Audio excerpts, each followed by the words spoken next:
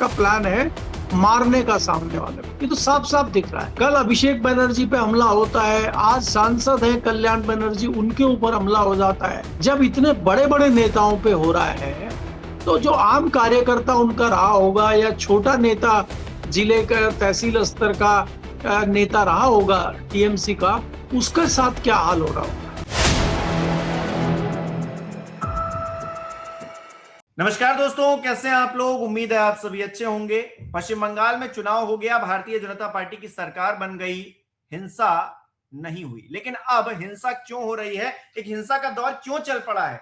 बीते रोज अभिषेक बनर्जी, ममता बनर्जी के भतीजे, उन पर जानलेवा हमला किया गया। ममता बनर्जी इसे साजिश बता रही है भारतीय जनता पार्टी की, और आज कल्याण बनर्जी, टीएमसी के दूसरे बड़े नेता, सांसद, उनके ऊपर हमला कर दिया गया, उनके सिर पर हमला किया गया। वहां पर भी एक कोशिश की गई जान से मारने की। तो फिर ये चल क्या रहा है पश्चिम बंगाल के अंदर। भारतीय जनता पार्टी तो कह रही थी कि अब जो है हम आगे बढ़ेंगे, वो जो हिंसा का दौर है उसको हम पीछे छोड़ आए हैं। लेकिन ये क्या हो रहा है, ये कौन सा बदला लिया जा रहा है और किन लोगों से बदला लिया जा रहा है। और ये बदला कि समाज के भीतर एक जहर को नहीं घोल रहा है जो आगे आने वाले समय में हम पर ही भारी पड़ने वाला। करेंगे बात। केपी मलिक जी बृहस्पतिवार हमारे साथ जुड़े हैं। सर, बहुत बहुत स्वागत है आपका। बहुत बहुत धन्यवाद हिमांशु जी, आपका भी और हमारे दर्शकों का भी बहुत बहुत धन्यवाद, आभार। सर, पश्चिम बंगाल में हालात खराब नजर आ रहे हैं। विपक्षी नेताओं पर जानलेवा हमला किया जा रहा है। बीते रोज अभिषेक बनर्जी पर हमला किया गया, ममता बनर्जी के भतीजे पर, और अब जो है कल्याण बनर्जी पर हमला किया गया है। तो ये हमले क्या दिखा रहे हैं? क्या प्रायोजित तौर पर ये हमले किए जा रहे हैं, जैसा कि आरोप टीएमसी लगा रही है भारतीय जनता पार्टी पर? देखिए हिमांशु जी, पहले जो हिंसा वर्ड था या हिंसा के बारे में, चाहे वो पक्ष हो चाहे विपक्ष हो, वो जहां हिंसा की बात आती थी वहां निंदा करता था, लिखित में भी निंदा करता था। पत्रकार भी अगर कोई खबर लिख रहा है तो हिंसा लिखने के बाद कहीं ऐसी एक अगली लाइन आती थी जिसमें हम उसकी निंदा कर सके। आज हिंसा वर्ड एक ऐसा हो गया है, या सचमुच हिंसा ऐसी हो गई है जिससे लोगों पर फर्क ही नहीं पड़ता। अगर हम वेस्ट बंगाल के परिप्रेक्ष्य में बात करें तो भारतीय जनता पार्टी के नेता ये कह रहे हैं कि ये तो अपने कर्म भुगत रहे हैं पिछले, और जनता बदला ले रही है। तो भाई, अगर जनता ऐसी है, जनता बदला ले रही है, तो इसका मतलब वो 5 साल के बाद आपसे भी बदला लेगी। वो तो जनता अगर ऐसी है तो जनता बदला लेगी। और आपने सत्ता में आप आ गए हैं, आम राम राज शुरू हो गया है वहां पे। तो भाई, राम राज अगर शुरू हो गया तो कानून व्यवस्था अच्छी करिए आप। आपके राज में ऐसे कैसे हो रहा है? ये दुर्भाग्यपूर्ण है कि आजकल सियासत इस मुहाने पे पहुंच गई है कि बदले इस प्रकार से लिए जा रहे हैं। पहले चुनाव हरा के बदला लिया जाता था, आजकल चुनाव हराने से गुस्सा शांत नहीं हो रहा है। कहीं ना कहीं खून बहे, लोग मरे, आगजनी हो, तोड़ फोड़ हो। आप पत्थर मार रहे हैं और सिर में मार रहे हैं। आप लाठी मार रहे हैं, सिर में मार रहे हैं, मतलब आपका प्लान है मारने का सामने वाले को। ये तो साफ साफ दिख रहा है। कल अभिषेक बनर्जी पे हमला होता है, आज सांसद है कल्याण बनर्जी, उनके ऊपर हमला हो जाता है। जब इतने बड़े बड़े नेताओं पे हो रहा है तो जो आम कार्यकर्ता उनका रहा होगा या छोटा नेता जिले का तहसील स्तर का नेता रहा होगा टीएमसी का, उसके साथ क्या हाल हो रहा होगा, इसकी भी कल्पना हमें करनी चाहिए। दूसरी बात यह है कि भारतीय जनता पार्टी का पैमाना अलग अलग राज्यों के लिए अलग अलग पैमाना है। दिल्ली के लिए अलग पैमाना है, उत्तर प्रदेश के लिए अलग पैमाना है, महाराष्ट्र के लिए अलग पैमाना है, वेस्ट बंगाल के लिए अलग पैमाना। भारतीय जनता पार्टी को अपनी सत्ता लाने के लिए शाम दाम दंड भेद कुछ भी करना पड़े। आप ये देखिए कि आज जो सरकार वेस्ट बंगाल में है, आज भी मैं उसको भारतीय जनता पार्टी की सरकार नहीं मानता। वो ममता बनर्जी की सरकार है, ऐसे लोगों की सरकार है जो कोई जबरदस्ती लाए गए हैं भारतीय जनता पार्टी में, या लालच में या डर में भारतीय जनता पार्टी में आए हैं, और वो आज सत्ता में हैं और एक दबाव में इस तरह की कार्रवाई कर रहे हैं वो, और इस तरह की चीजें हो रही हैं कि ममता बनर्जी को कोने में सरका दिया गया है। और हिंसा भड़काने का मतलब यह है कि बाकी चीजें उसमें दब जाएंगी। यही शुभेंदु अधिकारी कल तक तो ममता बनर्जी की पार्टी में थे और कोई छोटे मोटे नेता नहीं थे, मंत्री थे, रिश्वत ले रहे थे, करप्ट थे। आज भारतीय जनता पार्टी में आ गए, क्योंकि भारतीय जनता पार्टी भी जानती है कि ऐसे क्रांतिकारी राज्यों में वो क्रांतिकारी लोग ही कर सकते हैं, चाहे आसाम हो, चाहे वेस्ट बंगाल हो। ऐसा कोई व्यक्ति इनको कर्नाटक में नहीं मिला, नहीं तो कर्नाटक में भी अभी तक इनकी सरकार बन गई होती। बड़ा इन्होंने डोरे डाले थे शिव कुमार पे, लेकिन उस शिव कुमार को ये खींच नहीं पाए, वो जेल भेज दिया, 5 साल 5 महीने जेल में रहे, खूब उनको जो है प्रताड़ित किया, लेकिन वो टूटे नहीं।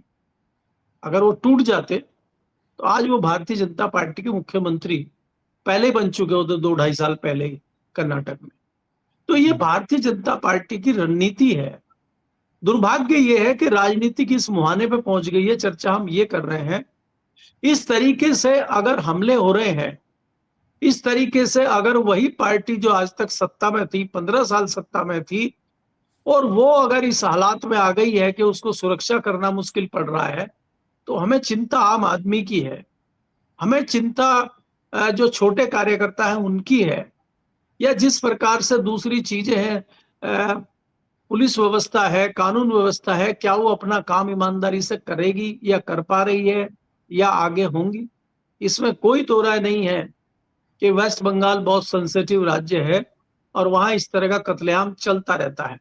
इस बार हमें बड़ा अच्छा लग रहा था कि चुनाव में बहुत ज्यादा कत्लेआम नहीं हुआ, बहुत ज्यादा लोगों की मृत्यु नहीं हुई, नहीं तो वहां पे हर चुनाव में बहुत सारी मौतें होती हैं। लेकिन अब ऐसा लग रहा है कि इलेक्शन के बाद वो सिलसिला शुरू हो गया हिंसा का, चुनाव के बाद हिंसा रुक नहीं रही है। तो जो दल सत्ता में आया है, क्या उसका कर्तव्य हिंसा को रोकना, नया सिस्टम बनाना, एक नई लाइन खींचना है, या ये कह के पल्ला झाड़ लेना है कि इनके कर्म है, ये भुगत रहे हैं और जनता इनसे बदला ले रही है। तो अगर जनता को ही कानून चलाना है, जनता को ही बदला लेना है, तो सरकार किस लिए आई है? ये भी तो जवाब दे। आप किस लिए आए? आप किस लिए मुख्यमंत्री हैं? आप किस लिए संतरी मंत्री हैं? आपने प्रशासन किस लिए हाथ में लिया है? ये टिप्पणी करने के लिए? तो मुझे लगता है कि राजनीति में ये दुर्भाग्यपूर्ण है जिस ओर आज देश की राजनीति जा रही है। जी। अच्छा, ममता बनर्जी ये कह रही हैं कि अगर हेलमेट ना पहना होता अभिषेक बनर्जी ने, तो फिर सिर पर सीधे चोट लगती और उनकी जो है मृत्यु भी हो सकती थी, उनकी जान जा सकती थी। और दिख भी रहा है जिस तरह से वीडियोस क्योंकि सामने आए हैं, तो जिस तरह से पत्थर मुंह पर मारे जा रहे हैं, हेलमेट नहीं होता तो बहुत कुछ हो सकता था। लेकिन सवाल यह है कि पुलिस कहां चली गई थी, क्योंकि सांसद है, कोई ऐसा तो है नहीं अभिषेक बनर्जी कोई छोटे मोटे आम आदमी है, सांसद हैं, इस देश की सबसे बड़ी संसद में प्रतिनिधित्व करते हैं अपनी पार्टी का। सब सारी सिक्योरिटी गायब, सब कुछ गायब, और वहां पर भारतीय जनता पार्टी, क्योंकि तृणमूल कांग्रेस जो अपने एक्स हैंडल पर फोटोज डाल रही है, लोगों को बाकायदा गोल गोल बना के घेरा कि ये देखिए ये हैं, ये बीजेपी वाले हैं या फिर ये इन पार्टी से जुड़े हुए हैं, बता रहे हैं, सब कुछ तो सामने है। फिर भी भारतीय जनता पार्टी ये झुठला देगी क्या कि हमारे लोग वहां पर नहीं थे क्या? क्योंकि उनकी सरकार है, उनके हाथ में सब कुछ है, और कहा जा रहा है कि अस्पताल में इलाज तक भी सही से नहीं होने देना चाहते थे ये लोग। इस बात के लिए जो वहां स्टाफ था उसको धमकाया जा रहा था फोन करके। ममता बनर्जी ने कल आरोप लगाया प्रेस कॉन्फ्रेंस करके।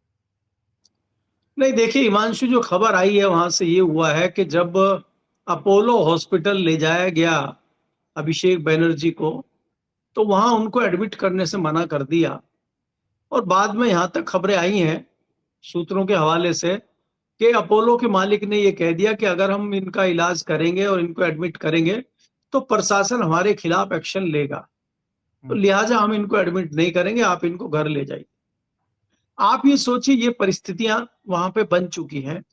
अगर इस तरह की परिस्थितियां हैं तो हालात किस प्रकार के होंगे ये आप समझ लीजिए। दूसरा बताते हैं कि बाद में ममता बनर्जी से राहुल गांधी की बात हुई, उन्होंने कहा कि अगर आपको ऐसा लगता है कि बहुत सीरियस हालत है तो आप इनको हैदराबाद शिफ्ट कर दीजिए, हम लोग इनको जो है हैदराबाद में एडमिट करा देते हैं, क्योंकि हैदराबाद में कांग्रेस की सरकार है। और बात यह है कि इंडिया गठबंधन कहीं ना कहीं इस तरह की चिंताओं से मुझे लगता है कि अब चिंताओं पर विचार कर रहा है कि इस तरह की चिंताएं अब खाली ममता बनर्जी के साथ ही नहीं, बाकी राज्यों में दूसरे लोगों के साथ भी हो सकती है। तो इससे कम से कम इस घटना से ये है कि इंडिया गठबंधन आपस में कुछ इस तरह की बातचीत शुरू कर रहा है कि आगे क्या किया जाए। और अभी आने वाले समय में इंडिया गठबंधन की एक मीटिंग भी हो रही है, तो ये मुद्दे सारे उठेंगे और उसके बाद मानसून सेशन में फिर वो हंगामा होगा। लेकिन भारतीय जनता पार्टी को इससे कोई फर्क नहीं पड़ रहा है। देखिए हिमांशु, अभी वेस्ट बंगाल में सरकार बने हुए, मतलब महीना भर भी नहीं हुआ है, अभी लगभग 24-25 दिन हुए हैं सरकार बने हुए। और ये हालात हैं प्रदेश में कि इस तरह की घटनाएं शुरू हो गई। मैं फिर आपको कहता हूं कि ये कलकत्ता में हो रहा है, ये वीआईपी के साथ हो रहा है, और इसमें से सांसद के साथ भी सुरक्षाकर्मी होंगे, और अभिषेक भी सांसद हैं, उनके साथ भी सुरक्षाकर्मी होंगे। उसके बावजूद इस तरह की घटना हो जाती है। तो मैं उनकी चिंता कर रहा हूं कि जिनके साथ कोई सिक्योरिटी नहीं होती है और वो कलकत्ता से दूर हैं, तो उनके साथ क्या हो रहा होगा वो तो खबर भी नहीं शायद बन पाएगा। तो ये हालात आपके राज्य में हो रहे हैं, और आप ये कह रहे हैं कि भारतीय जनता पार्टी की सरकार आ गई है, राम राज्य शुरू हो गया है। अब वहां पे ना मछली चलेगी और ना कोई दूसरा जो है गाय कटेगी। अब गाय की भी उन्होंने नई डेफिनेशन कर दी है कि 14 साल से बड़ी बालिग गाय होनी चाहिए, तब देख लेंगे उसका। नहीं, गाय को तो लेकर तो सर मामला उल्टा पड़ गया ना। गाय तो मुसलमानों ने कह दिया कि इनको राष्ट्रीय पशु घोषित कीजिए, तो बीजेपी वाले तो कुछ बोले नहीं, ही नहीं। मतलब ये नहीं तो वो नहीं करेंगे ना। ये देखिए, अगर आप इनको इन्हीं की बातों पे घेर लेंगे तो फिर ये मौन हो जाते हैं, मौन धारण कर लेते हैं, मौन साध कर बैठ जाते हैं। मौनी बाबा भी तो है ना ये। तो इनको जब इन्हीं के मोर्चे पे आप घेर लेंगे, फिर ये शांत हो जाते हैं, दुबक जाते हैं या गायब हो जाते हैं। अब ये गाय के मामले में तो ये दुबक गए हैं। ये गौ माता कर रहे थे। राजस्थान की एक गौशाला में सैकड़ों गाय मरी हुई मिली हैं। वो तड़प तड़प के मरी हैं, बिना पानी के, बिना खाने के। गौ रक्षा हो गई है इनकी। गौ रक्षा के नाम पर रैकेट चल रहा है कई कई राज्यों में, कई देशों में, सॉरी कई प्रदेशों में, और कई राजधानियों में चल रहा है, इंटर स्टेट चल रहा है। और उसमें जब भी पकड़े जाने की बात करती, इन्हीं के कार्यकर्ता पकड़े जाते हैं जो पैसे लेके गायों की हत्या करते हैं, या गाय को छुड़वाते हैं, या गाय को पकड़ते हैं, या गौ रक्षा के नाम पे वो अपनी एक धंधा चला रहे हैं। आप ये देखिए कि जो किसान गाय को पालता था, वो अगर पालना भी चाहता है और वो कहीं उसको लेके जाना चाहता है, कहीं एक जगह से दूसरी जगह जा रहा है, तो कई बार उस पर ही हमले हो जाते हैं कि यही है गौ तस्कर, यही है। किसान भी अपनी गाय को लेकर नहीं जा सकता।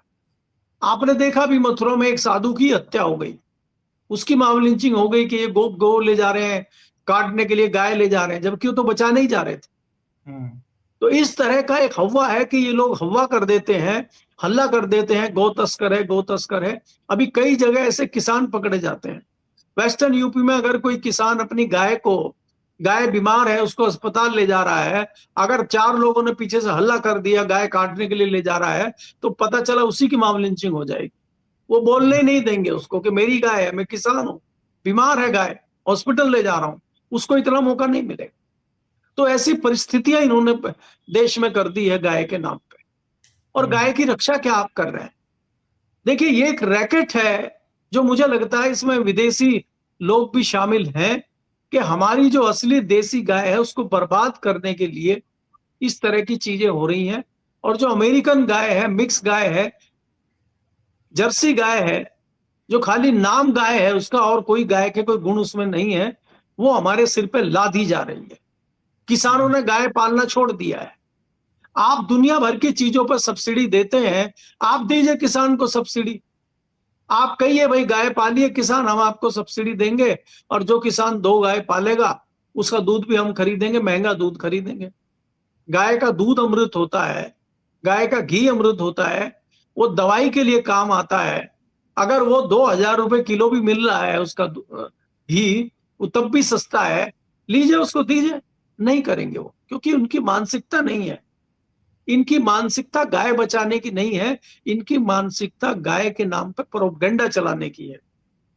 आपने देखा अभी वो बनारस वाले जो शंकराचार्य हैं, वो गाय के नाम पर तब से बोल रहे हैं गाय बचाओ, गाय बचाओ, गाय को घोषित करो। लेकिन वो शंकराचार्य है ही कहाँ सर? हाँ, तो उनको फर्जी शंकराचार्य घोषित कर दिया। उनको कह रहे हम शंकराचार्य मानते ही नहीं है।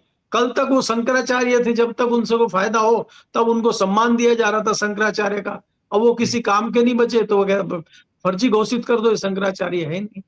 तो ये जो दोहरा चरित्र हो गया है आजकल सियासी दलों का और खासकर भारतीय जनता पार्टी का, तो मुझे लगता है कि इससे बचना चाहिए और भारतीय जनता पार्टी को ये समझना चाहिए कि आज आप सत्ता में हैं और कल को ऐसा दिन भी आएगा कि आप सत्ता में नहीं रहेंगे। तो आप जैसे दूसरों के साथ कर रहे हैं, कल को जब आपके साथ भी होगा तो आपको क्या कैसा लगेगा, इस पे विचार इनको करना चाहिए, मुझे ऐसा लगता है। जी। अच्छा, बंगाल में जो परिस्थितियां बन रही हैं वो तो एक तरफ है। उत्तर प्रदेश के अंदर योगी आदित्यनाथ बड़े ठसक के साथ कहते हैं मंच पर खड़े होकर कि आप कोई अपराधी नहीं है जो मतलब ऐसे खुले में घूम रहा हो, सारे माफिया गुंडा सब जो है बाहर चले गए। और दूसरी तरफ मैं देख रहा था अगले दिन मीटिंग कर रहे हैं कि अपराध बढ़ रहा है तो उस पर नाराजगी व्यक्त कर रहे हैं योगी आदित्यनाथ, अफसरों को फटकार लगा रहे हैं। 8 जिलों के डीएम एसपी से मीटिंग की, लखनऊ में एसीपी समेत 2 इंस्पेक्टर को हटा दिया गया। प्रेस कॉन्फ्रेंस मतलब जो है वीडियो कॉन्फ्रेंसिंग के जरिए डांट फटकार लगा रहे हैं। तो एक तरफ तो कह रहे हैं कि सब भाग गए बाहर, सब कुछ ठीक चल रहा है, दूसरी तरफ यहाँ जो है बड़ी नाराजगी जता रहे हैं। नहीं, देखिए हिमांशु, जिस प्रकार से जब योगी जी सत्ता में आए थे और इन्होंने लगातार रिकॉर्ड अपने नाम किया था एनकाउंटर का, उसके बाद इस तरह की थोड़ा सा एक रुतबा उस तरह का बना था, लेकिन बाद में वो लगातार चल नहीं रहा है। और जो योगी 2 चल रहा है, योगी 2 के पिछले 1 से 1.5 साल में अपराध बहुत ज्यादा बढ़ गए हैं और पुलिस में भ्रष्टाचार भी बहुत ज्यादा बढ़ गया है। तो जो अपराधी हैं, भूमाफिया हैं और जिनके नंबर 2 के धंधे हैं, वो सिस्टम को समझ चुके हैं और वो सिस्टम में आ चुके हैं। और भ्रष्टाचार जब होता है वो ऊपर से नीचे तक होता है। तो इसलिए क्या है कि शांति बनी हुई है और जो भ्रष्टाचार हो रहा है वो प्रिंट ना हो पाए, वो मीडिया में ना जा पाए, उसका इंतजाम यहाँ पे जो इनका मीडिया का जो विभाग है वो बखूबी कर रहा है कि कोई भी नेगेटिव खबर सरकार के खिलाफ नहीं छपेगी। मैं आपको कई बार जिक्र करता हूं इस बात का, चाहे वो प्रदेश का मीडिया हो चाहे देश का मीडिया हो, वो पत्रकार, वो मीडिया संस्थान कहां चले गए जो महीने में 1 या 2 स्टिंग ऑपरेशन करते थे? कहां चली गई वो तहलका मैगजीन जो भारतीय जनता पार्टी के कई लोगों का स्टिंग ऑपरेशन उसने किया था और बंगारू लक्ष्मण जैसे इस्तीफा देकर भाग लिए थे? कहां हैं वो लोग? कहां हैं वो लोग जो राशन के, जब शीला दीक्षित की सरकार में राशन चोरी हो रहा था और कई सारी टीमें राशन के ट्रकों के पीछे लगी हुई थी और बड़ा स्टिंग ऑपरेशन हुआ था, कहां हैं वो जो कांग्रेस के कई सारे स्टिंग ऑपरेशन संस्थान करते थे? वो कहां चले गए सब पत्रकार, सब मीडिया संस्थान? भारतीय जनता पार्टी के लोग ही हमको सूचना देते थे कि कांग्रेस में क्या क्या घोटाले घपले चल रहे हैं।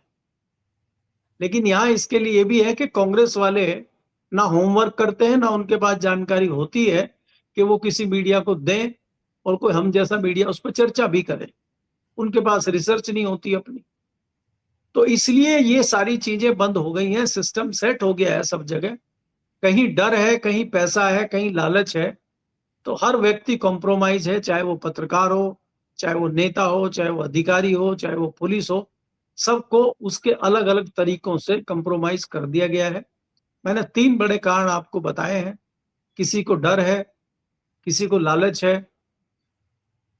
और कोई किसी दूसरे चक्कर में है कि मुझे शायद पार्टी में टिकट वगैरह मिल जाए, कल को मंत्री वगैरह बन जाऊं, तो उसको तीसरा कारण भी उसके लिए है। तो कारण अनेक है और भ्रष्टाचार एक है। तो यही देश में चल रहा है और मुझे लगता है बड़ा दुर्भाग्यपूर्ण है।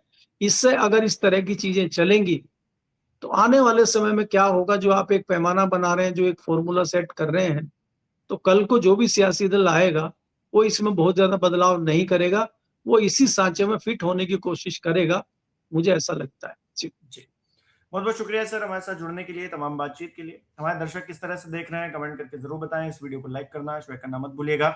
हमारे चैनल को सब्सक्राइब नहीं किया तो वो भी जरूर कीजिएगा। आप हमें सहयोग भी कर सकते हैं ज्वाइन बटन पर क्लिक करके। बहुत बहुत धन्यवाद।